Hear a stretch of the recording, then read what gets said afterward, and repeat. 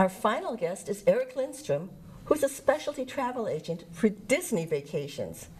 Eric, thank you so much for being here. Thanks for having me again, Ellen. Absolutely. And can you tell us a little bit about the Disney Vacations? Disney, as everybody knows, built a park out in California in 1955, and it took off like gangbusters.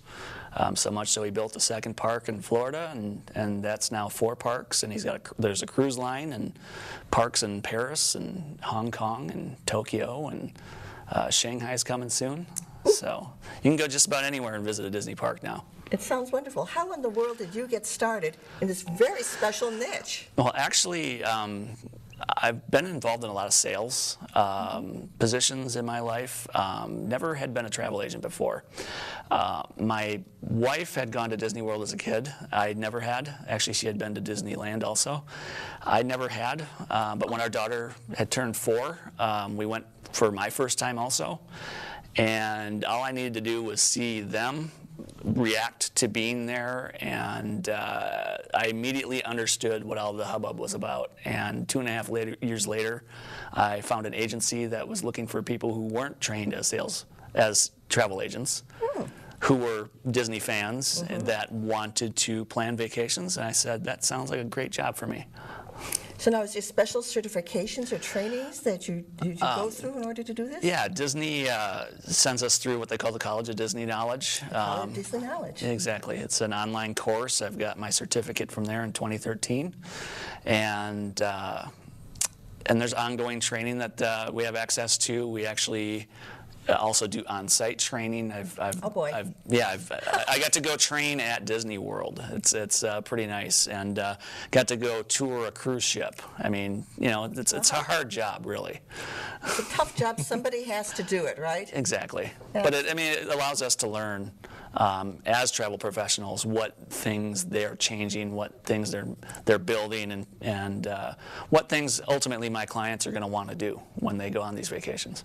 So now, to use you as a specialty agent, as opposed to using a general agent or doing it on yourself online, what are some of the advantages to this? Well, first and foremost, if you went to the Disney World website and booked your own trip versus calling me and having me book the identical trip, it's the exact same price. Okay. My services in that sense are free. Disney would pay somebody in a call center versus paying me instead. But in the end, it's the same price booking it yourself versus having somebody else do it. And in that regards, I like to think of myself as somebody who can help oversee and think of the things that people don't necessarily think of when they're planning. I look out for discounts because if a discount comes along later, we can always apply it if it's available. So, you know, when you lock in on a reservation, that's not necessarily to say a better deal might not come along that you can get later. Oh, so that's good to know. Well, people worry about booking too early, and it's really not possible to book too early. Good to know. So, excellent. When should people start to plan? Well, with Disney World now, with a lot of the things that they've done with advanced reservations, you can book a restaurant for dinner 6 months in advance, or as anybody in the industry or big Disney fans know, 180 days is the magic number. So I like to tell people at least 190 days out. It would be a great time to be planned. Now, of course, I've had people call me and say, I want to go to Disney next week, and I'm like, I can do that. I just have to let them know that there's going to be things that won't be available. A lot of the reservations won't, because certain, especially the character restaurants where you can eat with Mickey Mouse or the princesses, those things will book pretty fast. How fast is pretty fast? The most popular restaurants will be gone within the first week of that 180 days. So you really get, there's a lot of advantages to booking significantly in advance. Yeah, and you can book those restaurants. I mean, people will be up first thing in the morning. Now, everything's based on Eastern time.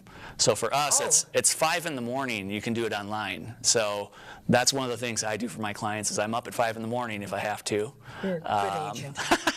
Well, it goes with the territory. I mean, I get to plan people's dream vacations. I mean, how fun is that? That's fun. How young is too young?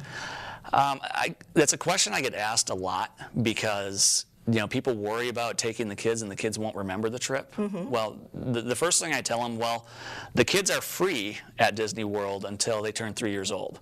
So they don't need a park ticket. Really? I didn't Yeah, know that. they don't cost anything to get into the parks when they're under 3 years old. So there's that advantage. And I tell people, if you think you're going to go multiple times and you're asking whether or not taking a 2-year-old's fine, you can do it and save some money. And there's going to be lots of great pictures. And I mean, those early trips when they're young are more for the parents than they are for the kids. Good pictures. And especially if they bring the grandparents with, then those are the best pictures, are the 3-generation pictures. But, Absolutely. And then the other break, it comes when they turn 10 years old. So now at Disney World, for example, whatever age you are on the day you check in is the age you are for the whole trip. So if the second day of your trip, you've got a 9-year-old that turns 10, they're still 9 as far as the price goes. A good point. So a lot of people like to celebrate that 10th birthday. Sounds like a good way to do it. So what are some of the tech changes?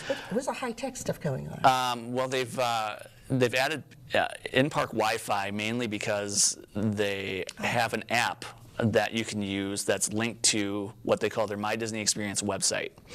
And if you've ever opened an account with Disney, any Disney company, whether it's ABC, Disney, ESPN, Disney Store, you have a Disney account. You log into the My Disney Experience account. That's where you can book. That's where you would link your reservations to, your dining, your hotel, your park tickets, and then eventually now your fast passes. It used to be. It used to be when you went to the park, you could go and get a fast pass for a ride, and you run to the park, through the park, and get your paper fast passes to come back at a later time for a ride. Now you can book those, actually, if you're staying in a Disney hotel, which they've got about 28 of them now. You can book those 60 days in advance, or 30 days if you're not staying on Disney property. Great. So how can people find out more? How can people contact you? The easiest way, I'm on Facebook. You're on Facebook. If you go to facebook.com/mousevacations. Mouse plural. Vacations. That would be my Facebook page, or you can email me, Eric L, and that's ERIKL @destinationorlandoetc.com. Or you can always call me, 630-525-1122. Excellent, and I wore my Mickey Mouse watch just for you. Well, me too. Well, thank you so much for joining us for this segment, and please join us again for our next segment. And thank you for tuning in to Batavia Spotlight. Remember, you can watch us on Comcast Channel 17, AT&T UVerse Channel 99, or on our website, www.mybatv.com. I'm your host, Ellen Huxtable. Thank you, and we'll see you again next time. If you have any questions or comments, please contact us at 630-937-5413 or email us at info@mybatv.com. Have a wonderful day.